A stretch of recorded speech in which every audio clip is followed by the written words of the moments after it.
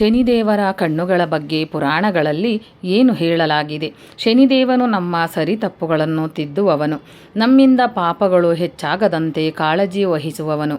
ಆದರೂ ಜನರು ಶನಿಯ ಕಣ್ಣುಗಳನ್ನು ನೋಡಲು ಹೆದರುತ್ತಾರೆ. ಶನಿಯ ವಕ್ರದೃಷ್ಟಿಯಿಂದ ಶನಿ ದೋಷವು ಉಂಟಾಗುವುದು ಎಂಬುದು ನಂಬಿಕೆ. ಜನರು ಇಂದಿಗೂ ಶನಿಯನ್ನು ನೋಡದಿರಲು ಆತನ ಪತ್ನಿಯೇ ಕಾರಣ. ಹೇಗೆ ಗೊತ್ತಾ? ಶನಿದೇವನು ನ್ಯಾಯದ ದೇವರಾಗಿದ್ದಾರೆ.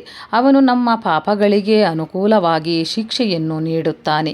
ಈ ಕಾರಣಕ್ಕಾಗಿ ಜನರು ಶನಿಯನ್ನು ವಿಶೇಷವಾಗಿ ಪೂಜಿಸುತ್ತಾರೆ.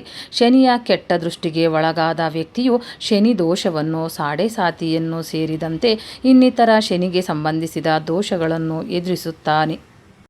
ಜನರು ಹೆಚ್ಚಾಗಿ ಶನಿಯ ಕೆಟ್ಟ ದೃಷ್ಟಿಯ ಬಗ್ಗೆ ಮಾತನಾಡುತ್ತಾರೆ ಹಾಗೂ ಆತನ ದೃಷ್ಟಿಯು ನಮ್ಮನ್ನು ಸಮಸ್ಯೆಗಳಿಗೆ ಸಿಲುಕಿಸುತ್ತದೆ ಎಂದು ನಂಬುತ್ತಾರೆ. ಈ ವಿಚಾರದಲ್ಲಿ ಶನಿಯು ಮೊದಲು ಕೆಟ್ಟ ದೃಷ್ಟಿಯನ್ನು ಹೊಂದಿದವನಾಗಿರಲಿಲ್ಲ. ಅವನನ್ನು ನೋಡಿದಾಕ್ಷಣ ಅಶುಭ ಫಲಗಳು ದೊರೆಯುತ್ತದೆ ಎಂಬುದು ಇರಲಿಲ್ಲ. ಇದಕ್ಕೆಲ್ಲ ಮುಖ್ಯ ಕಾರಣವೆಂದರೆ ಶನಿದೇವನ ಪತ್ನಿ. ಆಕೆಯು ತನ್ನ ಪತಿಗೆ ನೀಡಿದ ಒಂದು ಶಾಪದಿಂದಾಗಿ ಇಂದಿಗೂ ಜನರು ಶನಿಯ ಕಣ್ಣುಗಳನ್ನು ನೋಡುವುದನ್ನು ತಪ್ಪಿಸುತ್ತಾರೆ. ಶನಿದೇವರ ಭಕ್ತಿ. ಪೌರಾಣಿಕ ನಂಬಿಕೆಗಳ ಪ್ರಕಾರ ಶನಿದೇವನು ಕೇವಲ ಶಿವನ ಭಕ್ತನಲ್ಲ, ಅವನು ವಿಷ್ಣುದೇವನ ಕಟ್ಟಾಭಕ್ತನಾಗಿದ್ದನು. ವಿಷ್ಣುವಿನ ಆರಾಧನೆಯಲ್ಲಿ ತನ್ನನ್ನು ತೊಡಗಿಸಿಕೊಳ್ಳುತ್ತಿದ್ದನು. ಇನ್ನು ತನ್ನ ದಿನದ ಹೆಚ್ಚಿನ ಸಮಯವನ್ನು ಧ್ಯಾನಿಸುವುದರಲ್ಲಿ ಕಳೆಯುತ್ತಿದ್ದನು. ಅವನು ವಿಷ್ಣುವನ್ನು ಎಷ್ಟು ನಂಬಿದ್ದನೆಂದರೆ ಆಗಾಗ್ಗೆ ಅವನು ತನ್ನ ಎಲ್ಲ ಲೌಕಿಕ ಸುಖಗಳನ್ನು ತ್ಯಜಿಸಿ ವಿಷ್ಣುವಿನ ಆಳವಾದ ಧ್ಯಾನದಲ್ಲಿ ತನ್ನನ್ನು ತೊಡಗಿಸಿಕೊಳ್ಳುತ್ತಿದ್ದನು. ಅದು ಕೂಡ ಒಂದೆರಡು ದಿನಗಳ ಕಾಲ ವಿಷ್ಣುವಿನ ಧ್ಯಾನದಲ್ಲಿ ಇರುತ್ತಿರಲಿಲ್ಲ. ಬದಲಾಗಿ ತಿಂಗಳುಗಳ ಕಾಲ ಒಂದೇ ಭಂಗಿಯಲ್ಲಿ ಕುಳಿತು ವಿಷ್ಣುವನ್ನು ಪ್ರಾರ್ಥಿಸುತ್ತಿದ್ದನು. ಶನಿದೇವನ ಪತ್ನಿ. ಶನಿದೇವನು ಗಂಧರ್ವ ರಾಜ ಚಿತ್ರರಥನ ಮಗಳಾದ ನೀಲಮಂದಳನ್ನು ವಿವಾಹವಾದನು. ಆಕೆಯು ಕೂಡ ಅತ್ಯಂತ ಪರಿಶುದ್ಧ ಮತ್ತು ತಪಸ್ವಿಯಾಗಿದ್ದಳು. ಆದರೆ ಆಕೆ ತನ್ನ ಪತಿಯಿಂದ ಸಂತೋಷದ ಹಾಗೂ ಸುಖಕರ ದಾಂಪತ್ಯ ಜೀವನವನ್ನು ಬಯಸಿದ್ದಳು. ಆದರೆ ಶನಿದೇವನ ತ್ಯಾಗ ಮತ್ತು ನಿರಂತರ ತಪಸ್ಸು ಅವರ ನಡುವೆ ಅಂತರವನ್ನು ಸೃಷ್ಟಿಸಿತು. ಶನಿದೇವನ ಪತ್ನಿ ಅವನು ಧ್ಯಾನದಿಂದ ಹೊರಬರಲು ಬಹಳ ಸಮಯ ಕಾಯುತ್ತಿದ್ದಳು. ಆದರೆ ಗಂಟೆಗಟ್ಟಲೆ ಕಳೆದರೂ ಅವನ ಕಣ್ಣುಗಳು ತೆರೆಯದಿದ್ದಾಗ ಅವಳು ಅವರನ್ನು ಅವಮಾನವೆಂದು ಪರಿಗಣಿಸಿದಳು. ನಿರ್ಲಕ್ಷ್ಯ ಮತ್ತು ದುಃಖವು ಅವಳನ್ನು ಮತ್ತಷ್ಟು ವಿಚಲಿತಳನ್ನಾಗಿ ಮಾಡಿತು. ಶನಿದೇವನ ಪತ್ನಿಯ ಶಾಪ.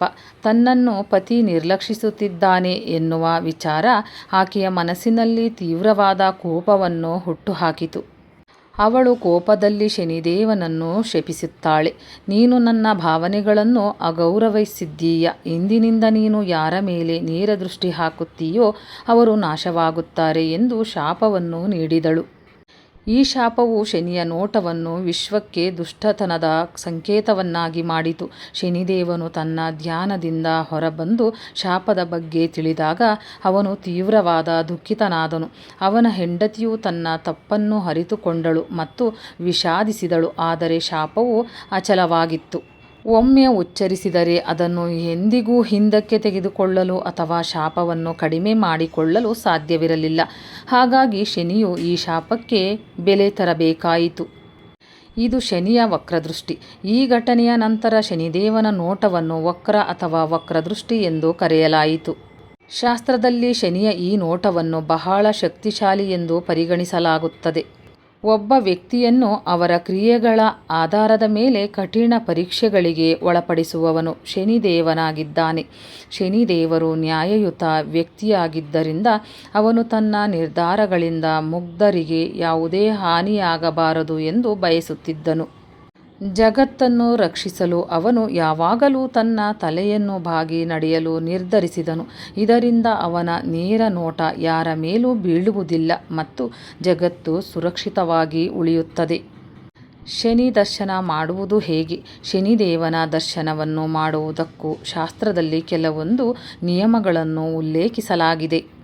ಆ ನಿಯಮಗಳಿಗೆ ಬದ್ಧವಾಗಿ ನಾವು ಶನಿದೇವನನ್ನು ಪೂಜಿಸಿದಾಗ ಶನಿಯಿಂದುಂಟಾಗುವ ಸಮಸ್ಯೆಗಳಿಂದ ಪರಿಹಾರವನ್ನು ಕಂಡುಕೊಳ್ಳಬಹುದಾಗಿದೆ.